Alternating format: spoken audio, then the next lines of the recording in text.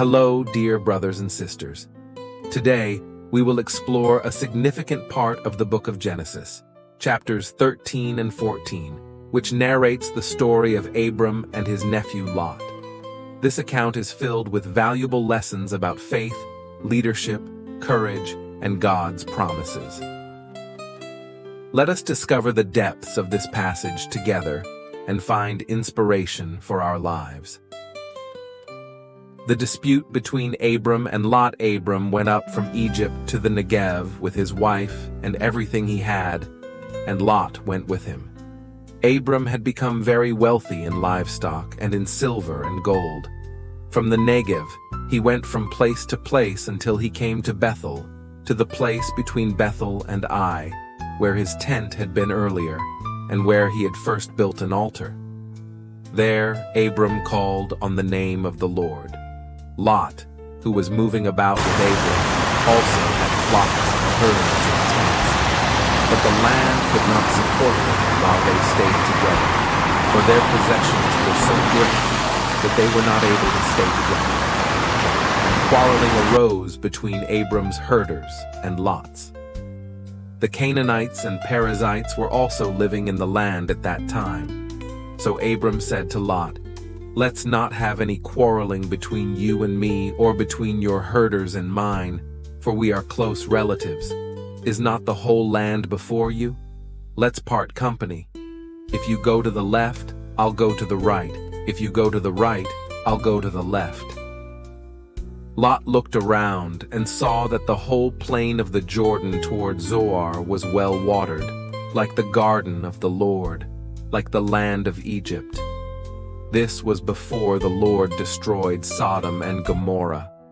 So Lot chose for himself the whole plain of the Jordan and set out toward the east.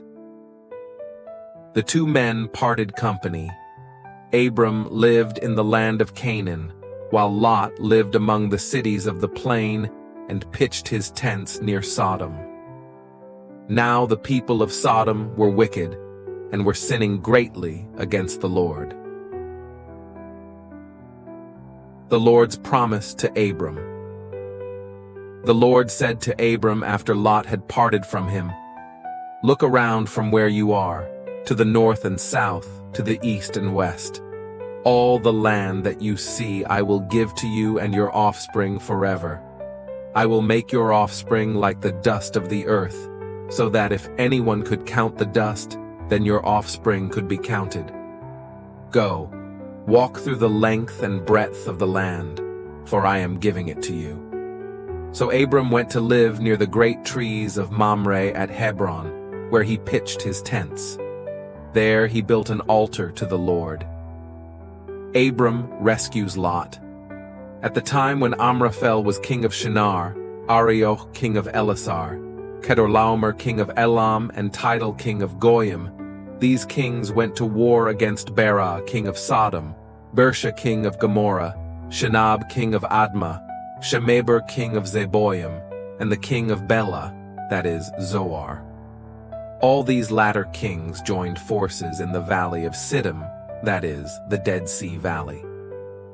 For 12 years they had been subject to Kedorlaomer, but in the 13th year they rebelled. In the 14th year, Kedorlaomer and the kings allied with him went out and defeated the Rephites in Ashtaroth Karnaim, the Zuzites in Ham, the Emets in Shaveh Kiriathaim, and the Horites in the hill country of Seir, as far as El Paran near the desert. Then they turned back and went to En Mishpat, that is, Kadesh, and they conquered the whole territory of the Amalekites, as well as the Amorites who were living in Hazazon Tamar. Then the king of Sodom, the king of Gomorrah, the king of Admah, the king of Zeboim, and the king of Bela, that is Zoar, marched out and drew up their battle lines in the valley of Siddim against Kedorlaomer, king of Elam, Tidal king of Goyim, Amraphel king of Shinar, and Arioch king of Elasar, 4 kings against 5.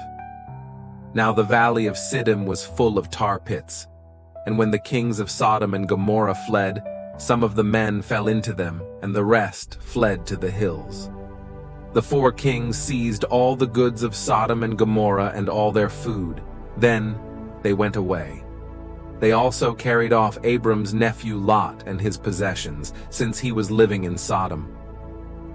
A man who had escaped came and reported this to Abram the Hebrew. Now Abram was living near the great trees of Mamre the Amorite, a brother of Eshcol and Aner, all of whom were allied with Abram. When Abram heard that his relative had been taken captive, he called out the 318 trained men born in his household and went in pursuit as far as Dan. During the night, Abram divided his men to attack them, and he routed them, pursuing them as far as Hobah, north of Damascus. He recovered all the goods and brought back his relative Lot and his possessions, together with the women and the other people. Melchizedek blesses Abram. After Abram returned from defeating Kedorlaomer and the kings allied with him, the king of Sodom came out to meet him in the valley of Shaveh, that is the king's valley. Then Melchizedek king of Salem brought out bread and wine.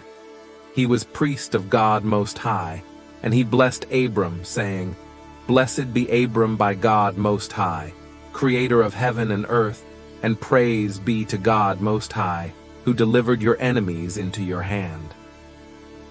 Then Abram gave him 1/10 of everything. The king of Sodom said to Abram, "Give me the people and keep the goods for yourself." But Abram said to the king of Sodom, "With raised hand, I have sworn an oath to the Lord, God Most High, creator of heaven and earth, that I will accept nothing belonging to you, not even a thread or the strap of a sandal, so that you will never be able to say, 'I made Abram rich.' I will accept nothing but what my men have eaten and the share that belongs to the men who went with me, to Aner, Eshcol, and Mamre.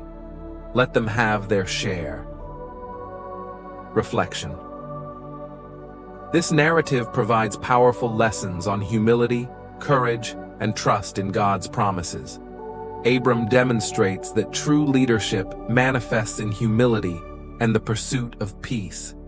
He valued family relationships over material wealth, showing that generosity and trust in God's providence are more important than riches.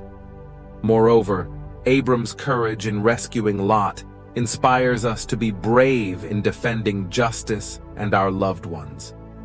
We must learn to trust fully in God's promises, knowing that He is faithful to fulfill everything He has promised.